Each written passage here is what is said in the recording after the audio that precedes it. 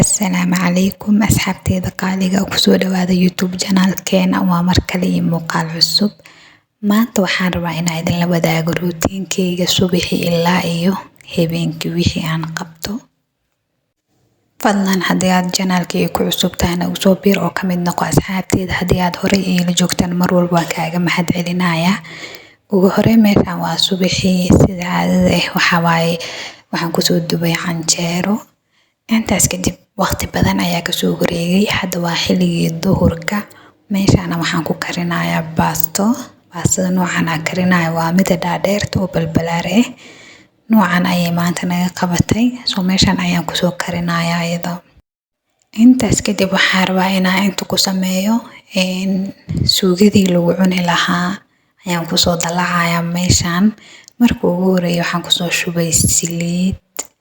Kadibna waxyaabihii kale u baahnaa mid ugu soo darayaa. Basal aan kusoo daray oo wax yar iyadana. Basashan waxaan sugayaa inta ay kasoo bislaanayso. Markii xoogaa uu midabkeeda isbedelo oo xoogaa caraf ay noqoto ayaa waxaan ku darayaa hilibkii iyo wixii kale oo suugada u baahneed. Marka hore basasha inta ay soo gaduudanayso ayaan sugayaa oo midab qurux badan ay yeelanayso. Routiinkeyga maalintii intaan uu ka badan yahay howlo nadaafada ku jiro, waxyaabo kale badan ku jiro, laakiin waxaan idin duubay qaybta cuntada aan kariyay maalintan oo kaliya idin duubay. Hadda waxaan kusoo darayaa hilib ari waaye oo aan soo jarjaray. Kadibna waxaan ku darayaa hal xabo oo shiishiide. Intaan ayaan marka hore aan isku shiilayaa. Waxaan rabaa inay gaduud noqoto qurux badan. Wax yaanyo maro maanta inaan ku daro. Intaan aan isku walaaqayaa, si fiican isku dhex gelinayaa.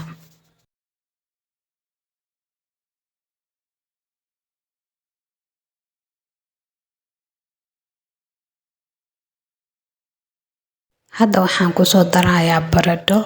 Baradhada iyo hilibka waa daboolaa. Waxaan sugayaa intay si fiican usoo bislaanayaan. Muddo kasoo wareegatay. Hadda wuu soo bislaadeen. Kadibna baradho iyo karooto aan si yaryar usoo jarjaray ayaan korka uga soo daray. Inta waxaan isku huurinayaa. Biyo iyo waxyaabahaas ma ku daraayo. Iyada iskeed u bislaanayso.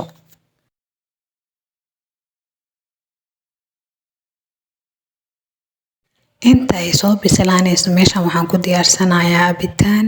Cabitaanka aan rabo inaan shiido waa qare iyo cambe. Firiijka ayaan kasoo bixiyay. Firiijka markaa gelisaan baraf u noqonayaa. Xoogaa ayay basaan banaanka ku taalay. Kadibna waan soo shiidayaa. Markii aan shiido baraf iyo waxaas dhan ma u baahno. Waana howl fududeys intaa furu jarjari lahayd, waxda diyaarin lahayd.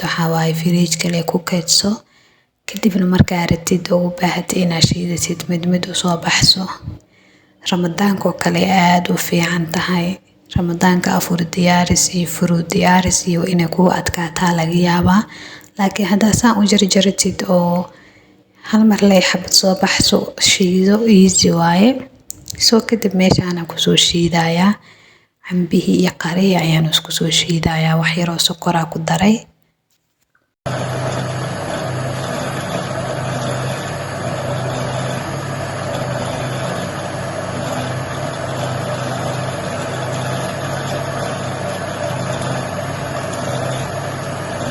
Dhinaca kale maraqii baastada asna wuu soo bislaaday. Suugadii baastada waxaan kusoo darayaa barbarooni aan si yaryar u soo jarjaray. Kadibna saasay diyaar inoogu tahay. Dhinaca kale waxaan ku miiranayaa cabitaankii aan soo shiiday.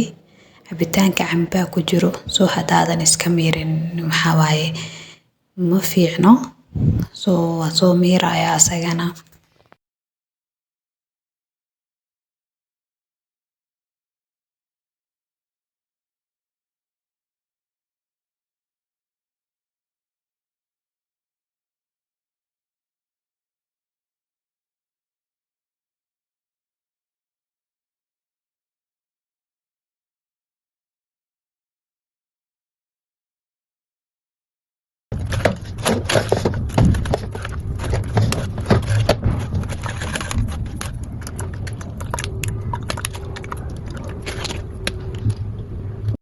ugu dambeyn qadadii sidaan ayay kusoo baxday iyo cabitaanka sidaas u jeedaan oo qurux badan ayuu kusoo baxay maasha Allah. baraf iyo waxba uma baahno.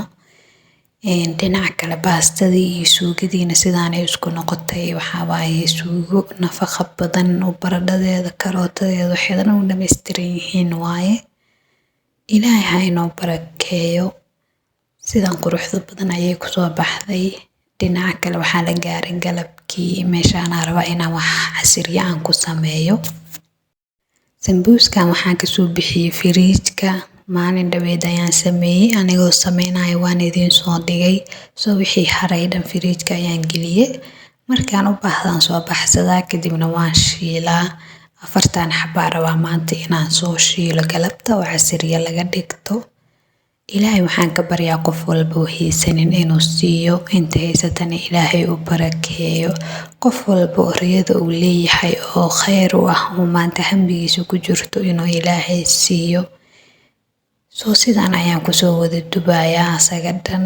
waxaa waaye saliidda si fiican ay u kululeed, laakiin maadaama sambuuska firiijka aan kasoo bixiyey xoogaayo banaanka yaalay, barafka markuu ka dhacay kadib ayaan inta kusoo shubay.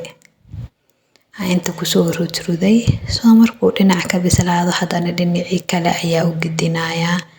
sidaan ayaan kusoo wadaaya asagana oo kusoo wada dhameynayaa. maadaama hadda uu soo socdo Ramadaan, sambuuska iyo fruutka labadaba inaa firiijka iskaga diyaarsato way kuu fiican tahay. hal maalin aad daalay kadibna waxaa waaye 15 maalin camal waxaa cuni lahayd firiijka ku xareynay ma isbedelaayo, sidiisuu ahaanaa. intaada karin xoogaa ka hor lay soo bixinay. barafka markuu ka dhaco waxaa waaye saliidii kuu diyaarsan lay ku riday. howl fududeysaa la dhahaa. soo haddii Ramadaan maadaama uu soo dhaweeyaa saan iskaga sameyso. intaad diyaarsatay firiijka iskaga rido. waa uu soo bislaaday. soo sidaan ayaan uga bixinayaa isaga dhan. maalinteeda waxay ahayd mid qurux badan. alxamdulillah, ilaahay ayaa mahad iska leh.